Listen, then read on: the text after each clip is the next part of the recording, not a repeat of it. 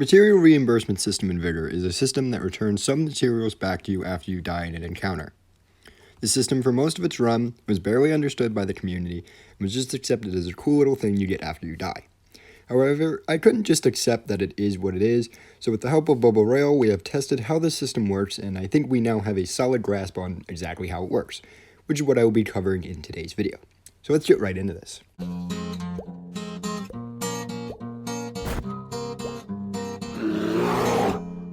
As I previously said, we did a series of tests in order to grasp how the system works and to test some ideas. These were the tests we did. For test number 1, we brought in only a grease gun. We looted nothing and we got 54 mats when we died. Test 2, we looted 19 nails. When we died, we got 19 mats. Test 3, we brought in only disinfectants and we got 32 mats. Test 4, we looted a bugle and when we died, we got 810 mats. Test 5, we brought in 2045 ACP, and when we died, we got 8 mats. Test 6, we looted a VZ52, when we died, we got 468 mats. Test 7, we looted 26 7.62 by 39 and got 52 mats. Test 8, we brought in a VZ52, and when we died, we got 468 mats. Test 9, we brought in a KS23, and when we died, we got 390 mats. Test 10, we looted a contact bomb, and when we died, we got 780 mats. And for Test 11, we won the test if deconstructing items and then dying would give you any reimbursement, and it does not, because both Test 11 and Test 12, we deconstructed an SVD and 30 metal parts and got 0 mats when we died. Based off these tests, we were able to come to a couple of conclusions. First, materials return 100% of their deconstruction rate. 2, looting something and bringing it returns the exact same reimbursement. So if I bring a bugle or if I loot a bugle in a round and then die, it's going to give me the same reimbursement. Most items in the game have a 20% reimbursement based off deconstruction, not your craft costs, just your deconstruction costs.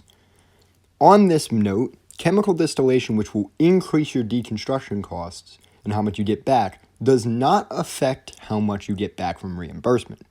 Meaning, the amount you get back from reimbursement is your base game deconstruction rate times 0.2 or 20%. It does not reimburse items that you deconstruct. So now that we know how it works, what's my thoughts? Well, the system is clearly designed to help newer players, because if you loot an H-bar and an SG in an encounter, die, you will get a pretty large reimbursement back. And it's a good way to ensure early game players have enough resources to keep playing. And it's a very good thing, in my opinion, that chemical distillation and deconstructed items both don't really affect this system.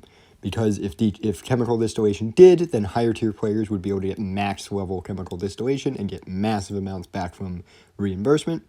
And if deconstructed items did, then that would be its own problem, because people could sprint in and deconstruct everything and get massive amounts of mats back. However, there are many things about this system I personally don't like. The biggest one being able to bring a weapon in and looting it having the same rates.